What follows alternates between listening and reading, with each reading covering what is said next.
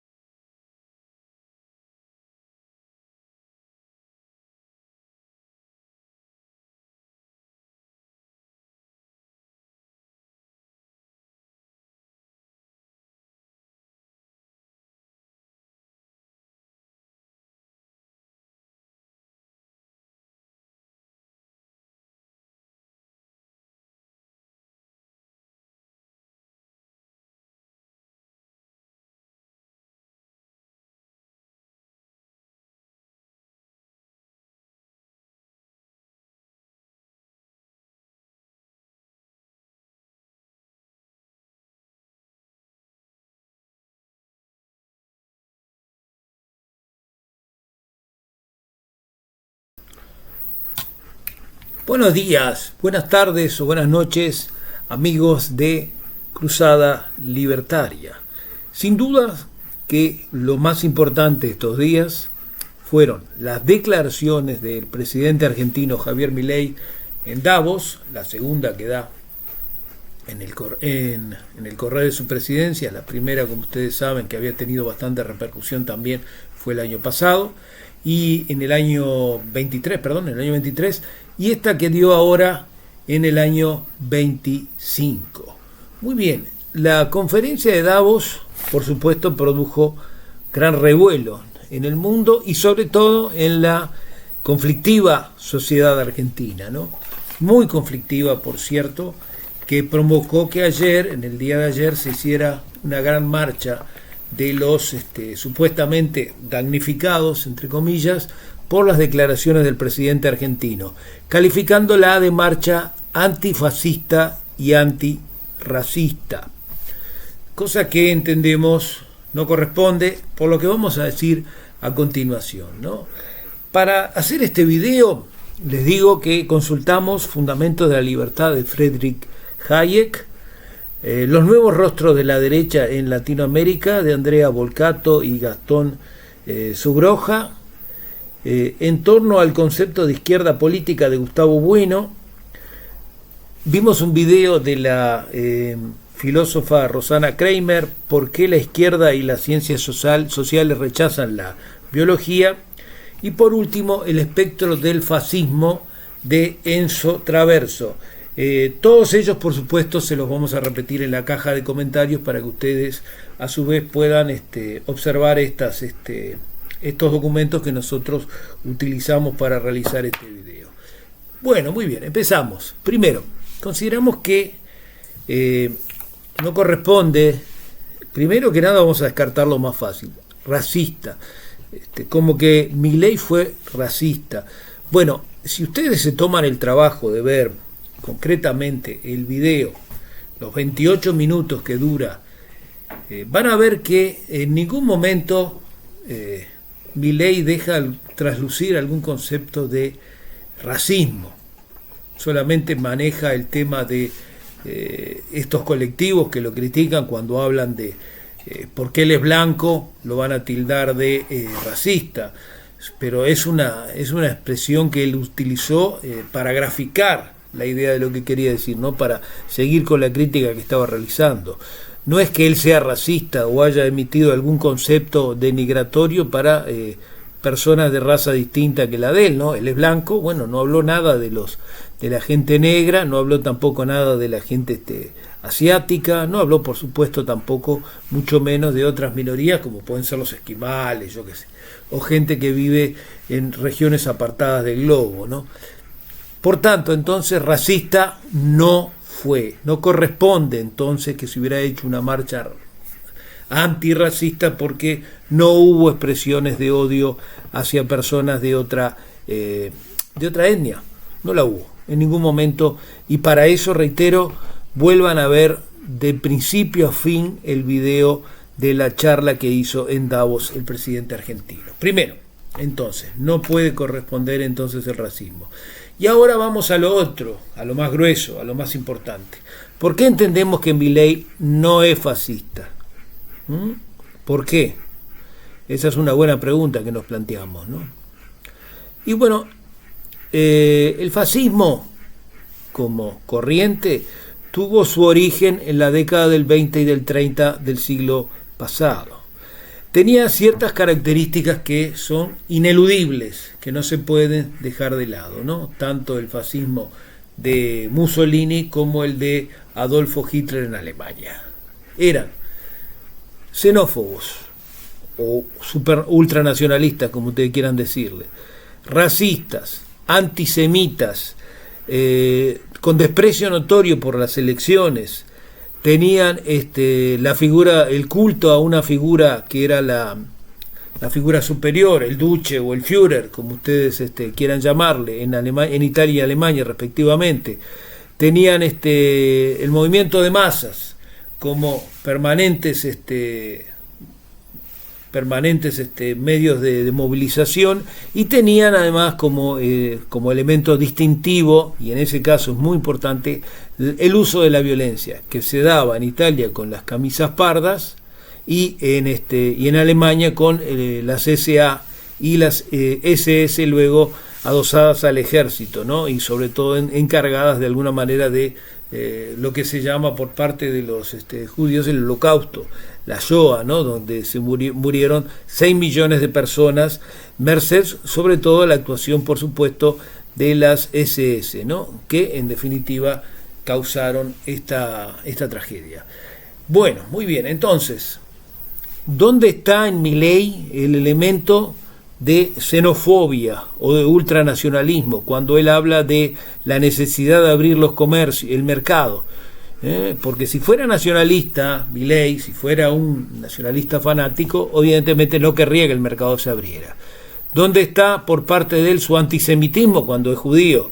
Bueno, vamos arriba, es clarito que no es antisemita, ¿no? ¿Y dónde está en Milei su criterio racista? Nunca lo he visto jamás decir algo en contra de la gente de color.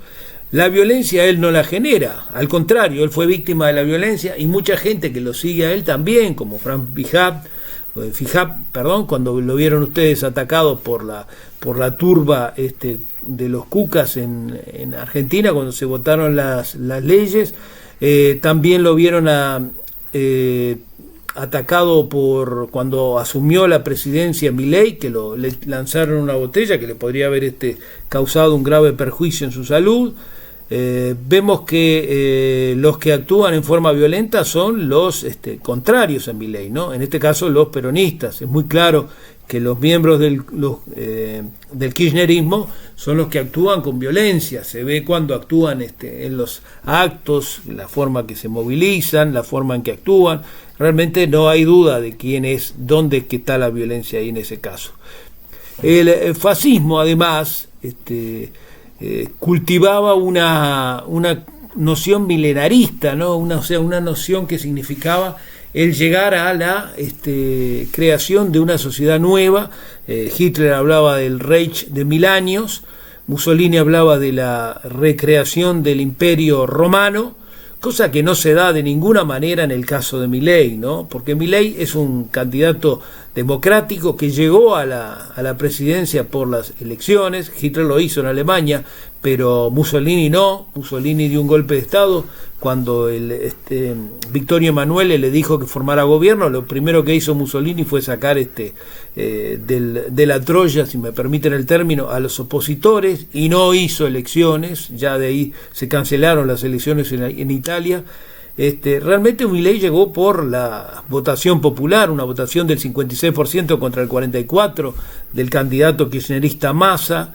Milei no tiene una postura de alguna manera de milenarismo, como decíamos. Él lo que quiere es llegar bien pautado para las elecciones ahora de medio término, para poder quizás seguir adelante con su reforma, pero no pretende hacer esa reforma por fuera de los mecanismos constitucionales que tiene la Argentina. Descartamos entonces completamente el que a Milei se lo pueda calificar fascista de acuerdo a las nomenclatura o a las denominaciones o categorías conceptuales que había ya para el fascismo y el nazismo el siglo pasado. Eso descartado. Un posfascismo, porque Traverso nos habla de un posfascismo, ¿no? Él habla en este caso, pero también ese posfascismo se tiñe mucho del populismo, ¿no? Populismo que sí creo que lo afecta a Milei en algunos casos, ¿no? ¿Por qué hay populismo en el caso de Milei? Porque Milei lo que hace es tomar a en este caso una casta o un grupo de ciudadanos argentinos que son contrarios a él y de alguna manera sindicarlos como los culpables de todos los males que ha padecido la Argentina en los últimos años. Que tienen la culpa, es verdad que tienen la culpa, es cierto que el socialismo inspirado en el peronismo ha provocado el déficit fiscal que tiene la Argentina, la situación de estancamiento de su economía. Y otra cosa, tenemos que también dejar en claro que cuando se habla de los neoliberales o se critica y se dice que la dictadura argentina fue neoliberal o liberal, no es cierto, la dictadura argentina no tuvo nada de liberal. Concretamente por esto. Primero, su forma de no respetar los derechos humanos, la forma violenta en la cual ejerció el gobierno que llegó a través de un golpe de Estado, provocó un crecimiento de la deuda exponencialmente de Argentina muy grande. Habrá sido por el Mundial de Fútbol, es verdad, se dicen que las cifras del ente autárquico mundial de Argentina de 1978 se tragaron de la economía argentina de 700 a 1.000 millones de dólares del año 78, que digamos que hoy día serían aproximadamente unos multiplicado por 10, ¿no? O sea, puede ser tanto 7.000 como 10.000 millones de dólares. Tomaba lo que llamaban bicicleta financiera en la dictadura argentina, o sea, ellos agarraban, permitían con el tema famoso de la tablita, que fue muy parecido a lo de Uruguay, ¿no? O sea, el valor del dólar estuvo fijado, establecido durante un año y medio aproximadamente, entre el año 1980 y 1981, fue en Argentina, un año antes que en Uruguay, y entonces la gente que tomaba el dólar, compraba con dólares, compraba pesos argentinos, primero compraban dólares, esos dólares los usaban para luego convertirlos a pesos argentinos, los pesos argentinos los colocaban en títulos que daban un interés muy alto, por supuesto, porque no era lo mismo la devaluación del dólar que la inflación en Argentina, por supuesto, ya era mayor, entonces ellos podían obtener una mayor cantidad de pesos a través de esa maniobra, los volvían a utilizar para comprar dólares con pingües ganancias, ¿no? La película Plata Dulce de Federico Lupi es muy clara al respecto, ¿no? Una situación de especulación que provoca en definitiva una gran crisis económica. Y la última cosa que tenía la dictadura, que no compartimos los liberales, era su gasto desmedido, ¿no? Empiezan con un 10% y terminan con casi un 50% del PBI de gastos, lo cual no tiene nada que ver con los liberales, que tenemos clarísimo el concepto de capitalismo, ahorro y trabajo duro. Bueno, ahorro acá en la dictadura no había y por tanto entonces no pueden ser de ninguna manera calificados de liberales. Hecho entonces este deslinde, que queda bien claro, vamos a empezar a explicar por qué para nosotros las personas que protestaban en el día de ayer tienen un concepto absolutamente erróneo de lo que es el fascismo. Primero, la izquierda, como bien dice en un video Rosana Kramer, que yo les recomendé escucharlo y verlo, también es cortito, ¿no? Habla clarito de que había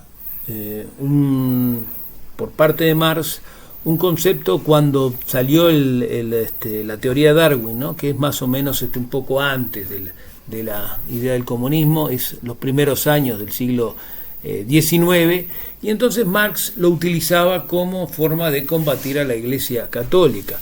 Marx decía, y lo siguió Lenin en la Unión Soviética, que la evolución de las especies, por el tema de la explicación de Darwin, era la forma científica de explicar el nacimiento de la gente, y los fenómenos económicos eran los que tenían relación con la sociedad, ¿no? Que eso era la explicación que él daba en su Capital, ¿no? Con las 4 etapas: el capitalismo primitivo, la esclavitud, el feudalismo y por último el capitalismo. Bueno, para Marx, él entendía que la evolución de las especies solamente procedía en la parte humana, solamente, nada más, exclusivamente, no tenían ninguna aplicación para la sociedad. Y lo cual, como bien dice Rosana, es un grave error, porque evidentemente que la gente es fruto de su evolución, tanto de su información, la información genética que recibe de sus padres, como del medio ambiente donde se cría, ¿no?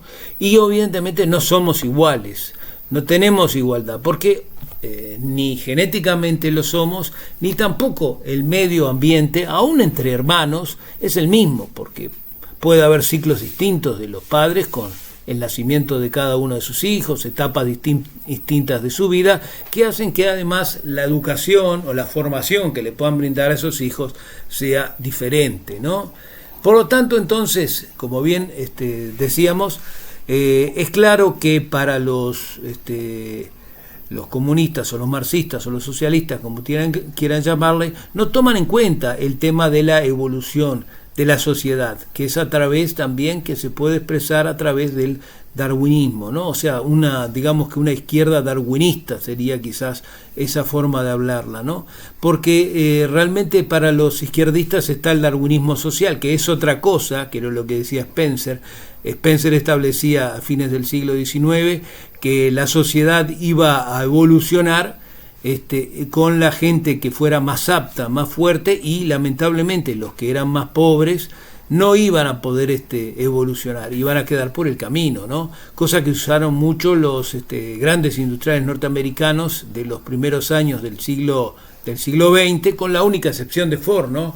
Que Ford era muy claro, decía él, que el bien de los obreros es también el bien de los empresarios, ¿no? Que fue con su famoso Forte, que era un auto sumamente económico y que permitía, por su costo, que también los obreros de las fábricas de Henry Ford lo tuvieran.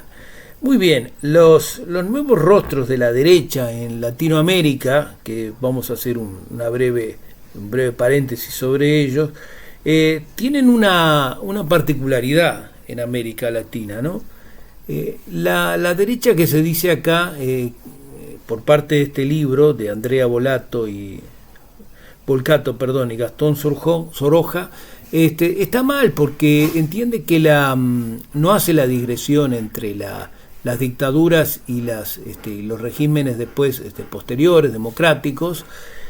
Habla mal no tienen claro que hay una evolución total de la sociedad entre 1930 y 1975. Vivimos quizás bajo el mandato del keynesianismo, ¿no? Keynesianismo que, como ustedes por cierto saben, fue la doctrina de John Maynard Keynes, que se aplicó y que buscaba el desarrollo de las sociedades a través de la intervención del Estado con la generación de recursos que el mismo Estado proveía. No era un capitalismo en el cual se creara la riqueza por parte del mercado, sino que se creaba a través de la acción del Estado. Pero bueno, la verdad que la teoría que tuvo quizás su que ver entre el año 30 y el año 75, como decíamos, realmente demostró que su agotamiento en esos años, ¿no? Totalmente agotada esta doctrina, y se pasó de alguna manera, cuando se vuelve a la restauración democrática en los países de América, a un régimen liberal, diferente de las dictaduras, por lo que decíamos que las dictaduras tenían, con la única excepción quizás de Chile, ¿no?, que aplicaba así una política liberal a rajatabla. Las dictaduras lo que tenían era un afán de gastos, una búsqueda de digamos, lo que hoy día vendría a ser un nacionalpopulismo, como el de, por ejemplo, Cabildo Abierto, ¿no? Una protección excesiva de la industria nacional, no había un entendimiento claro de las virtudes de la economía, de las ventajas comparativas, del comercio, y entonces se producía de esa manera un gran aumento de la deuda, que fue lo que pasó primero en las dictaduras y se agravó con las democracias, y no una verdadera producción que permitiera a los estados lograr mayores fases y acercarse al desarrollo. Lo último que vamos a decirle es los fundamentos de la libertad de Friedrich Hayek. ¿Por qué nosotros creemos que es tan importante Hayek? Hayek es importante porque él habla de la libertad como principio, fin y medio, ¿no? Para todo. La libertad es lo más fundamental que puede existir. Es lo que diferencia, por ejemplo, a los liberales en un triángulo con la derecha y con la izquierda, ¿no? Nosotros los liberales nos encontramos en otro vértice de ese triángulo, diferente.